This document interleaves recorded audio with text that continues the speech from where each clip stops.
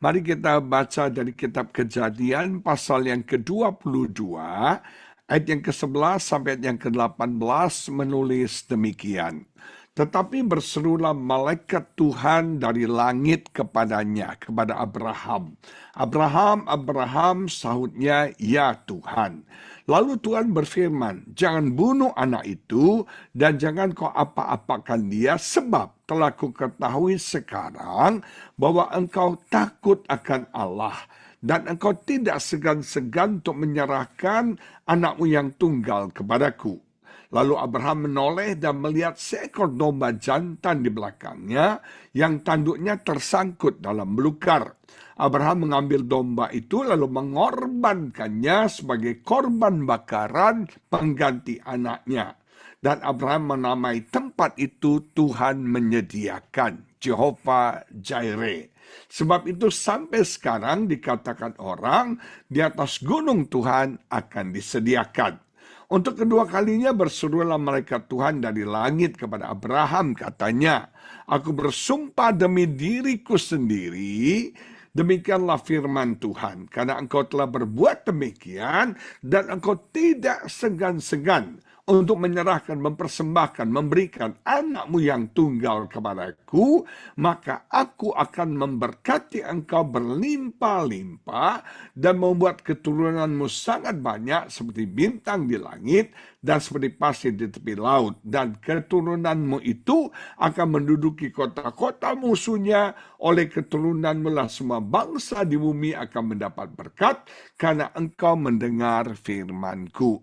Nah, saudara yang diberkati Tuhan, kita tidak bisa mengenal Tuhan kalau Tuhan tidak menyatakan dirinya kepada kita. Sekali lagi, kita tidak bisa mengenal Tuhan kalau Tuhan tidak reveal, kalau Tuhan tidak membukakan, kalau Tuhan tidak menyatakan dirinya kepada setiap kita. Dan saya belajar mempelajari seringkali di dalam masalah kita, seringkali di dalam pergumulan kita bisa mengenal Tuhan. Tuhan menyatakan dirinya kepada kita di dalam pergumulan kita. Kita belajar dari Daud. Ketika Daud terjepit, Alkitab berkata, Raja Filistin bergabung menjadi satu menyerang Daud. Musuh yang begitu besar, saudara, sudah siap, Alkitab katakan. Nah, jemaat yang diberkati, Daud tidak tahu berbuat apa. Yang Daud lakukan adalah dia mencari Tuhan, dia bertanya kepada Tuhan.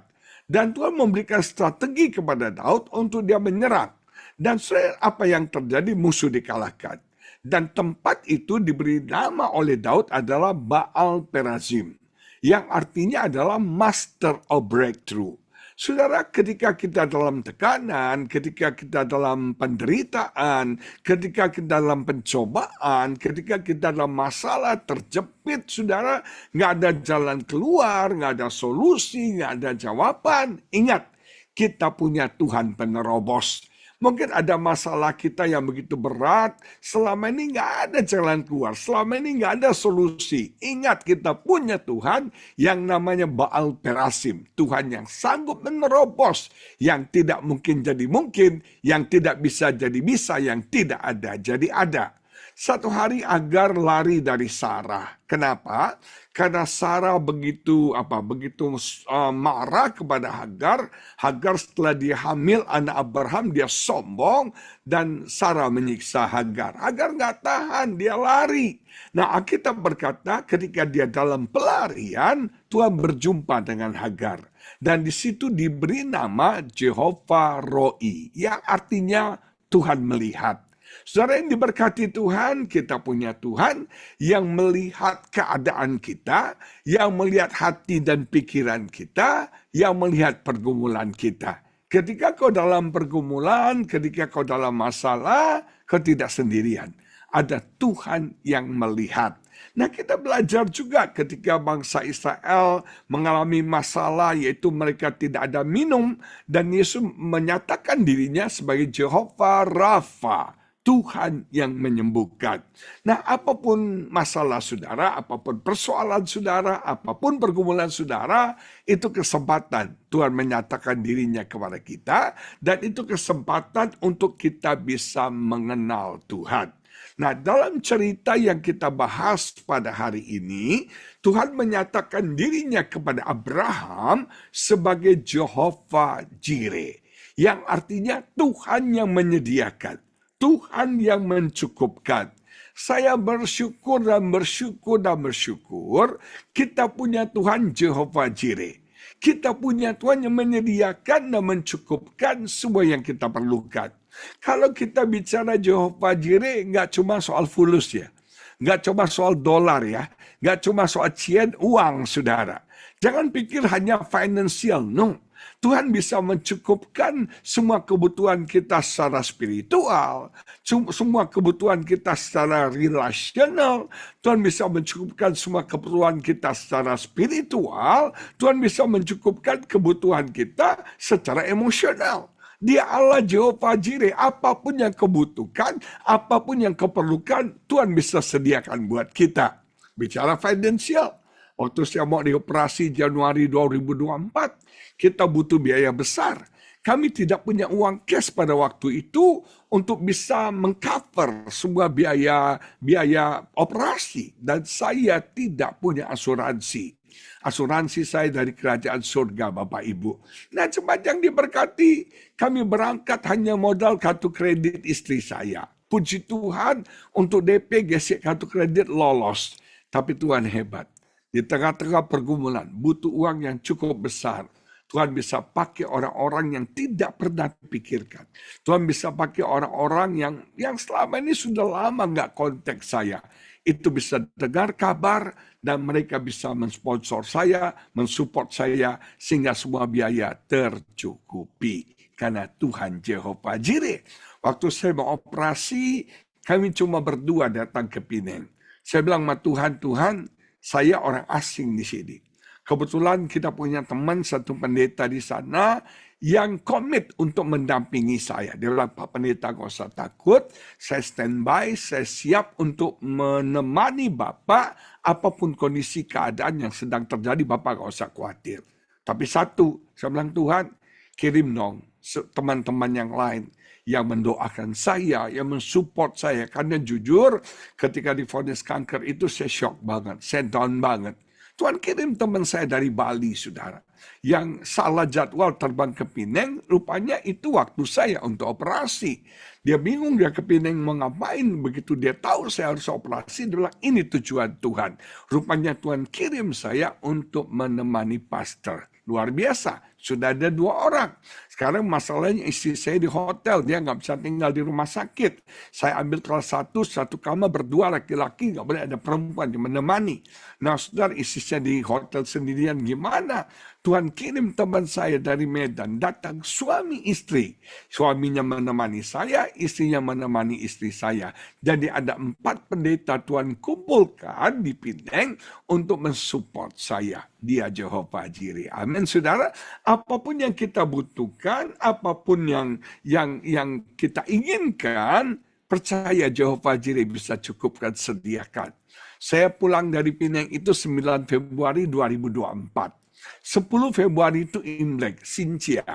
Istri saya bilang gini, sayang ya, 2024 kita nggak bisa Sincia, kita nggak bisa Imlek, kamu sakit, nggak apa-apa deh.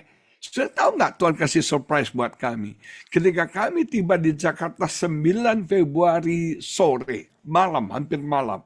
Tiba-tiba supir saya bilang gini, Pak, ada yang kirim dari Medan. Rupanya Sisi, saudara ya. Sisi kirim itu, sudah tahu pohon apa? Pohon Imlek. Pohon Imlek, saudara. Yang seumur hidup saya nggak pernah panjang di rumah saya. Dia kirim pohon Imlek, ada gucinya, ada daun ranting-rantingnya, ada aksesoris Imleknya.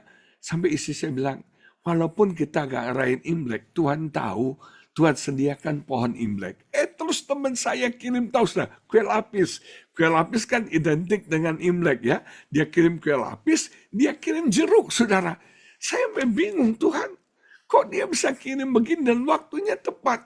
Akhirnya istri saya happy banget. Dia bilang, sayang akhirnya kita Imlek. Ada pohon Imlek, ada kue lapis, ada jeruk, cukup lah. Tapi Jehovah Jireh kalau bekerja melampaui apa yang kita pikirkan. Tanggal 10 Imlek kita nggak ada makanan di rumah. Kita bilang ya sudahlah kita nikmati kue lapis saja. Nah sudah tahu nggak? Saya waktu WA teman saya terima kasih untuk kiriman kue lapis, kiriman jeruknya. Terus dia tanya, Pak, Bapak ini baru pulang ada makanan nggak di rumah? Saya bilang ya nggak ada Bu, saya bilang nggak siap-siap. Tahu nggak saudara, dia kirim babi hog, dia kirim saudara itu ikan bandeng, dia kirim buah, siomay, bakpao, semua. Itu kayaknya dari meja dia dipindahin ke meja saya saudara. Sampai minuman-minuman semua ada saudara. Sampai hari itu kita sampai nangis loh. Akhirnya kita bisa Imlek saudara. Tuhan itu Jehovah Jireh. Menyediakan, mencukupkan semua yang kita perlukan. Jangan batasi Tuhan bekerja. Saya rasakan dalam bulan-bulan ini ada surprise blessing buat saudara. Ada berkat yang mengejutkan. Yang tiba-tiba yang Anda nggak duga, nggak kira Tuhan sediakan buat Anda. Karena dia adalah Jehovah Jireh kita. Amin. Saya kalau perlu apa-apa nggak pernah cerita-cerita ke orang. Nggak pernah pamer. Nggak pernah viralin di Instagram. Gue lagi butuh ini. No. Saya percaya saya punya Tuhan Jehovah Jireh yang mampu mencukupkan semua yang saya perlukan. Nah saudara, Abraham mengalami Jehovah Jireh ketika Tuhan menyediakan anak domba sebagai korban bakaran. Dan saudara perhatikan, Abraham tidak cuma mengalami Jehovah Jireh, Tuhan menyediakan dan mencukupkan, tapi Alkitab berkata Abraham diberkati berlimpah, limpah, limpah, limpah, limpah. Saudara, saya mau beritahu saudara dalam bahasa Inggris dikatakan more and more and more and more blessing. Saya mau beritahu nubuatan buat jemaat BMC New York tahun 2025 akhir ini. Ada more and more and more and more blessing buat setiap kita. Terima dengan iman, katakan amin, saudara. Nah, saya belajar satu kebenaran. Tuhan memberkati kita tidak pernah tergantung situasi kondisi yang terjadi. Sudah dengar ya, Tuhan tidak pernah memberkati kita karena kondisi yang kita alami. Karena situasi yang kita alami. Tuhan memberkati kita berdasarkan janjinya. Berdasarkan prinsip kebenarannya. Kalau Anda mengerti prinsip kebenaran, maka Tuhan akan menggenapi janjinya terjadi dalam hidup setiap kita. Banyak sekarang orang bilang, zaman sekarang krisis ekonomi. Zaman sekarang susah duit. Nggak tahu di Amerika. Kalau di Indonesia banyak orang bolui, saudara ya. Bolui benar. Sekarang saudara perhatikan banyak pengusaha itu mengeluh. Omset turun, saudara. Sekarang banyak PHK massal terjadi. Pabrik-pabrik tutup. Usaha-usaha tutup. Krisis ekonominya down banget di Indonesia. Sekarang ada satu fenomena baru di Indonesia, yaitu mal-mal itu paling ramai tahun ini. 2025 mal di Indonesia, di Jakarta khususnya, itu makin ramai tiap hari. Tapi sayang, tidak ada belanja. Para pengusaha butik, toko-toko mengeluh. Orang ramai, tapi daya beli nggak ada. Ternyata mal Indonesia mengalami serbuan daripada virus yang namanya Rojali, Rohana, Romusta, dan saudara Rohalus, saudara. Mau tahu apa itu rupanya orang Indonesia kreatif ya? Ada virus namanya Rojali, Rohana, Romusa, dan Rohalus, saudara. Yang namanya Rojali adalah rombongan jarang beli. Mereka cuma mampir ke mall buat ngadem AC.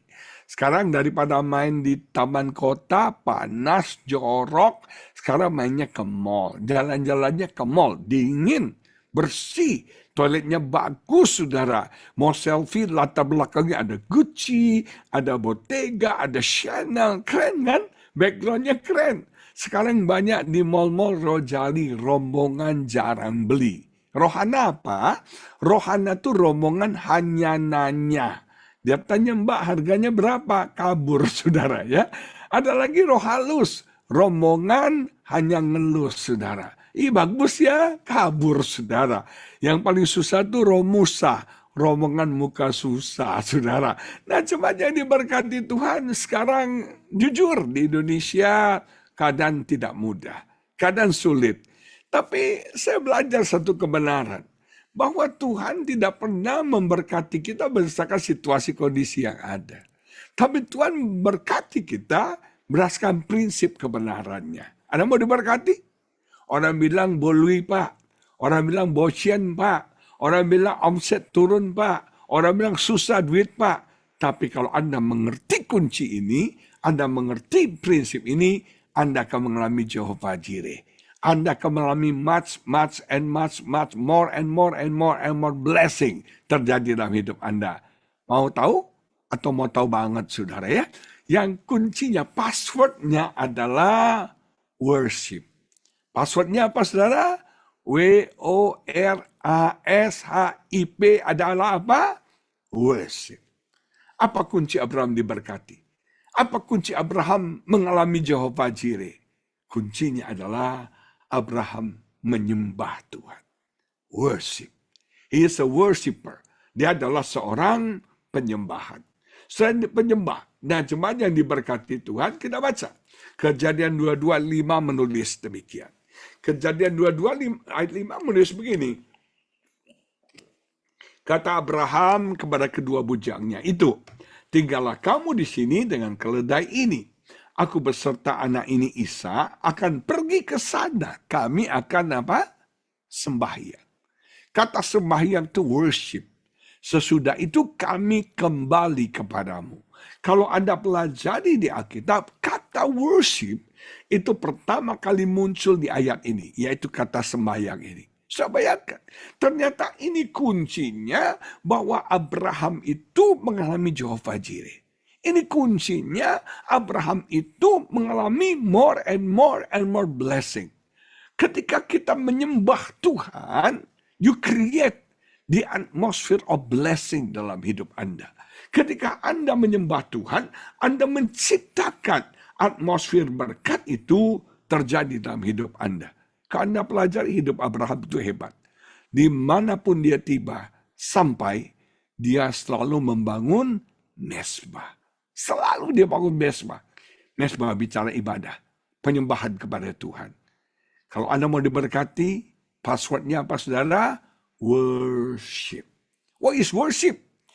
Worship is all about God, not about ourselves. Kalau kita bicara tentang worship, kita berbicara tentang Tuhan, bukan tentang diri kita. Maaf, seringkali kalau kita beribadah, kita datang sama Tuhan, selalu yang kita bawa diri kita.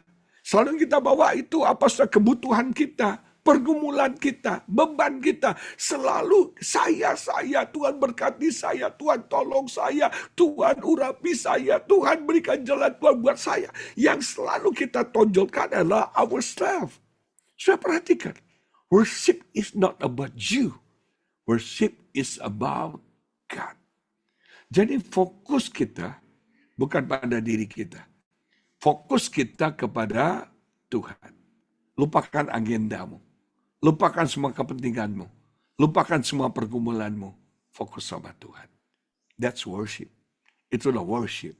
Worship is about giving to God, not receiving to God. From God, sorry. Kita ini selalu maunya terima. Berkati aku Tuhan. Terima. Kalau terima berkat, more. Oh, semua mau.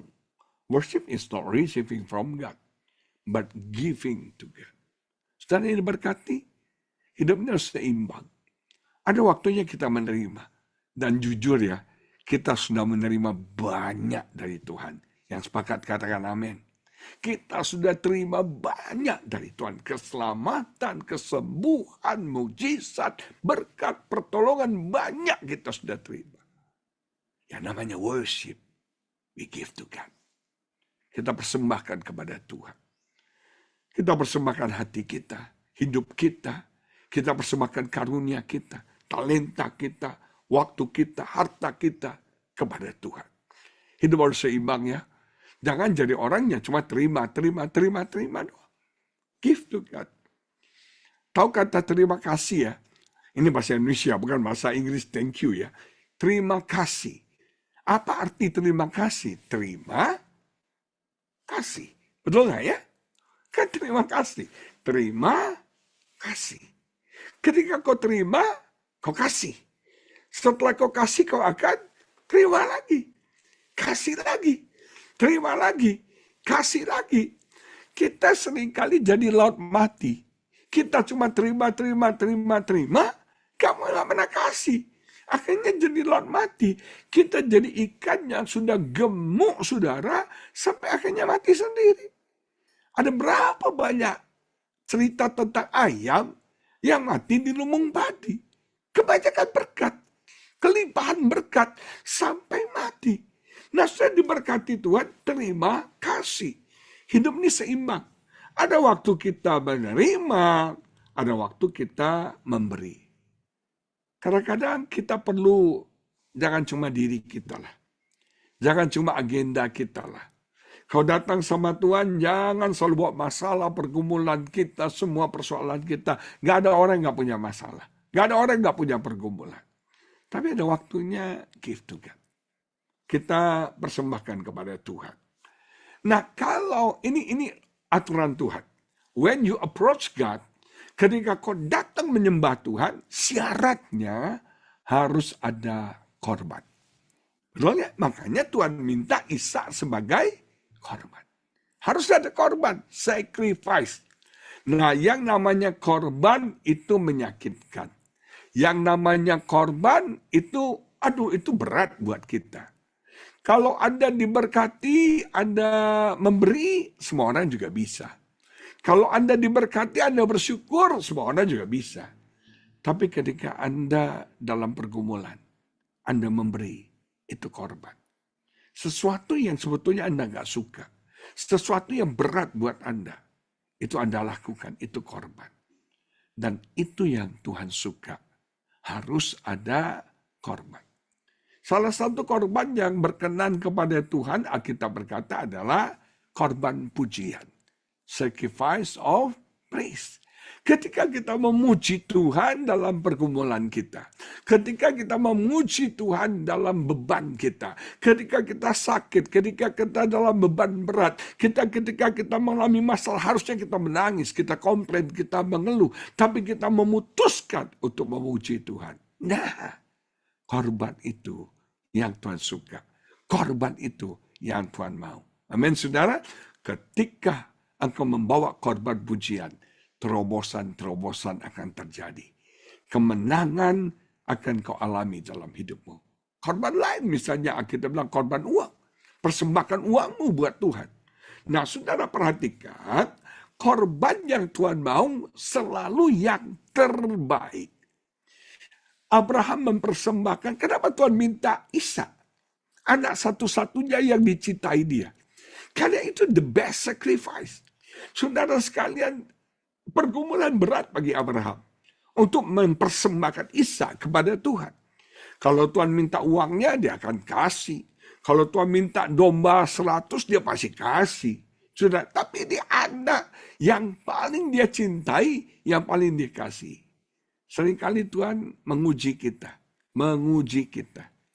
Tuhan minta kita mempersembahkan yang terbaik di hati Anda. Yang paling kau cintai. Yang paling kau kasihi dalam hidupmu. Ini gak mudah ya. Ini gak gampang. Tuhan gak minta hartanya. Tuhan gak minta dombanya. Tapi Tuhan minta anak yang paling dia cintai. Anak satu-satunya yang paling dia kasih. Tuhan selalu minta the best. Kain dan Habel mempersembahkan korban kepada Tuhan. Betul? Kain Habel membawa persembahan kepada Tuhan. Persembahan Kain ditolak, persembahan Habel diterima. Ada yang tahu sebabnya apa? Sebab yang pertama, karena Kain dikatakan oleh Alkitab mempersembahkan sebagian. Sementara Habel mempersembahkan firstborn, anak sulung daripada kambing domba. Beda ya? sebagian sama firstborn. Sebagian, ya sebagian aja. Tapi Habel mempersembahkan seluruhnya, the best. The firstborn, anak sulung. Saudara, yang kedua kita belajar, Kain mempersembahkan hasil tanah. Tanah sudah dikutuk oleh Tuhan. Sementara Habel mempersembahkan domba. Tuhan mau itu domba yang dikorbankan, yang dipersembahkan. Ketika Adam dan Hawa jatuh dalam dosa, mereka pakai baju dari daun, Tuhan ganti dengan baju dari bulu domba. Nah, cuma diberkati ada domba yang harus dikorbankan. Nah, seringkali kita menyembah Tuhan, tapi kita bawa korban asalan. Korban yang tidak sesuai dengan kehendak Tuhan, bukan yang Tuhan mau. Kalau Anda mau datang menyembah Tuhan, kita harus tahu apa yang Tuhan mau. Apa yang berkenan kepada Tuhan, apa yang cocok di hati Tuhan. Itu akan berkenan, diterima oleh Tuhan, dan jadi berkat buat setiap kita. Dengar ya, tidak semua worship kita Tuhan terima. Ada yang Tuhan tolak, ada yang Tuhan terima. Nah, kita mau belajar. God is a giver. Yang saya suka dari Abraham adalah dia tahu hatinya Tuhan. Dia kenal banget hatinya Tuhan. Aduh, luar biasa Abraham ini. God is a giver. Kalau Anda pelajari ya kisah ini, hatinya Abraham sama hatinya Tuhan itu sama. Yang pertama, mereka sama-sama tidak segan mengorbankan anaknya yang tunggal yang paling dicintai. Abraham mempersembahkan Ishak kan, anak tunggal, anak yang dicintainya. Bapak mempersembahkan siapa? Yesus, anak yang tunggal, yang paling dicintainya. Dia persembahkan buat kita. Sama antara Abraham dengan Tuhan. Yang kedua, sama-sama Bapa dan anak merupakan satu kesatuan. Kita nggak bisa pisahkan Ishak dari Abraham. Kita nggak bisa pisahkan Yesus dari Bapa. Satu kesatuan. Sama persis. Yang ketiga kita melihat sama-sama saudara di Gunung Moria. Di Gunung Moria. Jadi ya, Ishak dipersembahkan di Gunung Moria. Yesus disalibkan Golgota itu di Gunung Moria. Tempatnya sama. Terus yang keempat kita belajar, sama-sama adalah karena cinta. Sama-sama karena kasih. Alkitab berkata karena begitu besar kasih Allah. Karena Abraham mencintai Allah, dia mengorbankan Ishak. Motivasinya sama-sama karena kasih. Jemaat yang diberkati, dan sama-sama anak domba. Betul?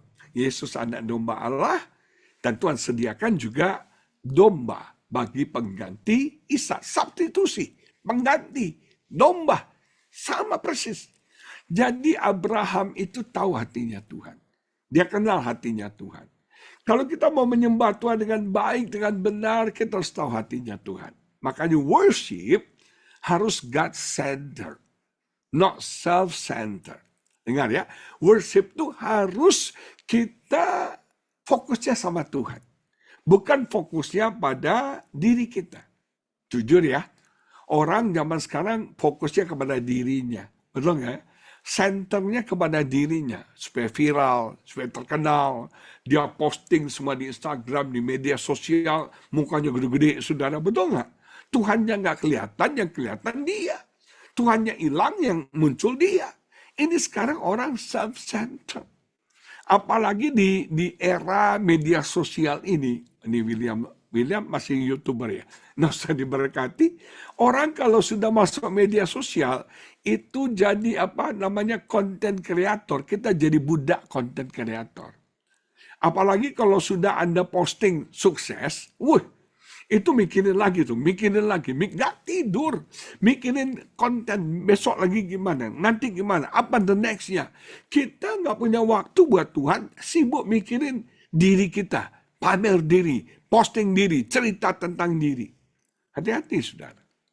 Worship is not bukan tentang Anda. Tapi worship adalah tentang Tuhan. Seringkali kita datang sama Tuhan, agenda-agenda kita. Kita peralat Tuhan kan. Tuhan itu jadi penjini kita. Kita usap. Keluar, hahaha, Denny, apa yang kau inginkan? Sebutkan 3 permintaanmu, Denny. Dia bukan jin, Aladin, saudara. Tuhan bukan apa kartu ATM. Anda butuh uang, ambil di ATM. No. Jangan peralat Tuhan. Jadikan dia Tuhan dalam hidup kita. Kita nih hambanya. Amin. Seringkali kita zaman sekarang ya, orang itu minta sama Tuhan supaya memuaskan dirinya. Tuhan jadi alat memuaskan dirinya. Kalau Tuhan gagal memuaskan dirinya, dia marah loh. Dia nggak happy loh. Dia kecewa loh sama Tuhan. Ini zaman sekarang, saudara. Worship is not about you. Not your center. Tapi God center. Dengar ya. Worship tidak ada hubungan dengan musik dan lagu. Worship itu bukan aku mengasihi, bukan. Worship itu bukan soal musik. Worship itu adalah sikap hati kita yang benar kepada Tuhan. Attitude heart kita. Sikap hati kita kepada Tuhan. Worship adalah our proper response to who God is and what He already and will do. Yang namanya worship, penyembahan adalah respon kita yang benar, yang baik tentang siapa Tuhan dan apa yang Tuhan sudah dan akan kerjakan dalam hidup kita. Jadi kita nggak bisa menyembah Tuhan kalau kita tidak mengenal Tuhan. Kalau kita tidak mengenal karakternya, kalau kita tidak mengenal esensinya, kalau kita tidak mengenal kedaulatannya. Makanya sudah, Yesus bilang gini ya, kamu menyembah apa yang tidak kamu kenal. Kami menyembah apa yang kami kenal. You must know God. You must have relationship with God. Baru Anda bisa menyembah dia. Mengenal dia. Nah, sudah diberkati Tuhan, kita masuk lebih dalam lagi. Kata worship, itu dari kata worship. Bicara tentang kelayakan. Ingat ya, hanya Tuhan yang layak, yang berharga untuk kita sembah. Iblis itu ingin kita sembah dia. Kalau Anda belajar skenario pencobaan Yesus di padang gurun, ada 3 kali kan? Ujung-ujungnya kan supaya Yesus menyembah iblis. Betul nggak saudara? Dia pakai yang namanya man's approval. Kamu nih kalau kamu anak Allah, ubahlah batu jadi roti. Saya mau beritahu. Siapa kita tidak ditentukan oleh apa yang kita lakukan. Dengar ya.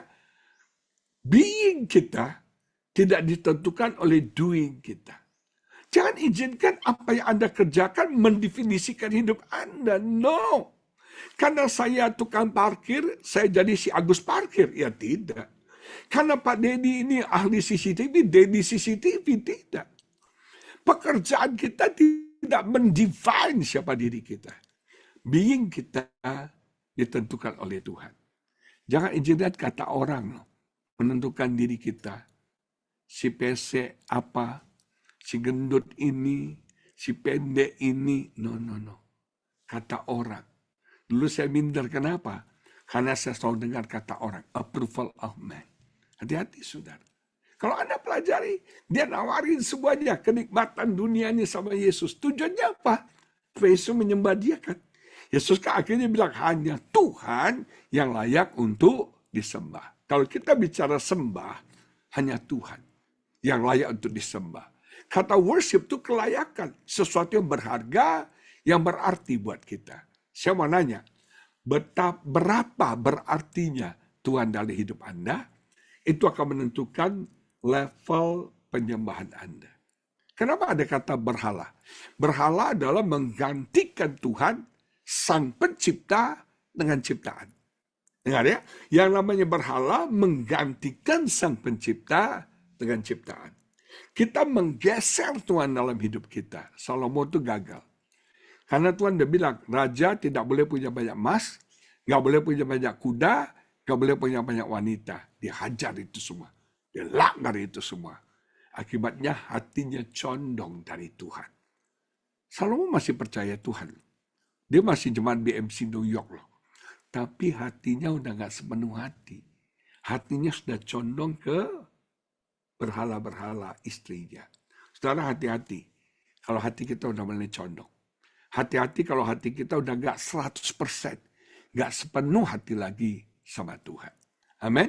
Jadi kita belajar untuk menghargai Tuhan. Kita belajar untuk menjadikan Tuhan yang pertama dalam hidup kita. Orang Majus, mereka menyembah Yesus, betul? Orang Majus datang dari timur jauh-jauh menyembah Yesus. Apa spesialnya Yesus? Kenapa mereka menyembah Yesus? Ada yang tahu? Kenapa mereka menyembah Yesus? Hanya seorang bayi di kandang domba. Ini yang buat Herodes gempar dan takut. Karena Yesus itu adalah sang raja. Yesus itu sang raja. Yang disembah itu adalah raja. Apakah Yesus sudah jadi raja dalam hidup kita? Apakah Yesus sudah jadi bos dalam hidup kita? Coba tanya. Who's the boss? Siapa bos kita? Tuhan, diri kita, atau siapa? Siapa jadi bos kita? Nah, worship itu adalah syakah. Syakah itu artinya to bow down, to prostrate. Artinya tertelungkup. Artinya humble. Orang nggak bisa menyembah Tuhan dengan kesombongan. Orang sombong nggak bisa menyembah Tuhan. Hanya orang yang merendahkan hatinya bisa menyembah Tuhan. Tuhan 100, kita 0. Kita ini nggak ada apa-apanya. Semuanya karena Tuhan. Si Musa hidup 120 tahun, betul? 40 tahun pertama di Mesir, 40 tahun kedua di Median gembala kambing domba, 40 tahun ketiga di mana? Pemimpin besar bangsa Israel. Masa 40 tahun pertama itu masa jaya. Episode kemegahan glamor buat dia. Masa di mana si Musa bilang, I am somebody. Gua ini keren banget loh, cowok idola. I am somebody. Nah, Tuhan gak bisa pakai I am somebody. I am somebody gak bisa menyembah Tuhan. Dikosongin sama Tuhan. Di padang gurun, dia berkata, I am nobody. Ketika dia sudah mengalami nobody, dia nol, Tuhan angkat dia. Dia berkata, God is everything. Tuhan adalah segala-galanya. Anda akan bisa menyembah Tuhan kalau Anda nobody. Anda bisa jadikan Yesus raja kalau Anda nobody. Kita sadar kita ini nol, nggak ada apa-apanya. Tuhan semuanya. Tuhan semuanya. Tuhan 100, kita nol. Itu worship. Nggak ada nyanyinya, nggak ada lagunya. Tapi sikap hati yang menjadikan apa? Tuhan itu segala-galanya. Humble. Untuk menyembah butuh kerendahan hati. Orang sombong biasanya menyembah dirinya sendiri. Ada satu prinsip lagi. Kita akan menjadi serupa dengan siapa yang kita sembah. Kalau Anda sembah setan, Anda mirip setan. Kalau Anda sembah Tuhan, Anda semakin serupa dengan Tuhan. Jadi yang namanya penyembah-penyembah itu nggak songong, nggak sombong. Yang namanya penyembah-penyembah itu rendah hati, murah hati, lemah lembut, sabar, itu para penyembah. Dia serupa dengan Tuhan. Coba lihat. Anda masih serupa Tuhan apa hantu nih sudah? Beda tipis ya, serupa Tuhan atau serupa hantu. Saya lewati sedikit. Kata worship itu artinya proskuneo. Yang artinya to kiss the hand. Mencium tangan. Kalau ini konteks seekor anjing. Yang ketika tuannya pulang, dia cium tangan tuannya. Jadi saya belajar nih ya. Kenapa banyak suami-suami lebih sayang anjingnya daripada istrinya. Ada yang punya anjing di Amerika. Biasanya suami-suami lebih sayang anjingnya daripada istrinya. Kenapa? Dia capek di kantor, stres ya. Dia banyak masalah, pulang ke rumah. Yang sambut tuh anjing. Masih di pintu. Anjing udah goyang-goyang, ekornya udah senang banget. Begitu sampai dicium-cium, betul nggak usah? Senang banget, itu stres hilang loh. Istri kita pulang, apalah, mana dolarnya? Harga barang-barang di Costco naik nih. Wah, lu tahu gak ya, pas sekarang sudah. Nah, sudah diberkati, to kiss the hand. Ini bicara cinta. Cinta. Kita nggak bisa menyembah Tuhan tanpa cinta.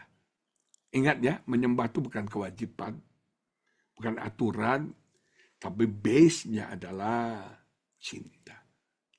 Semakin dalam cinta kita sama Tuhan, semakin dalam penyembahan kita.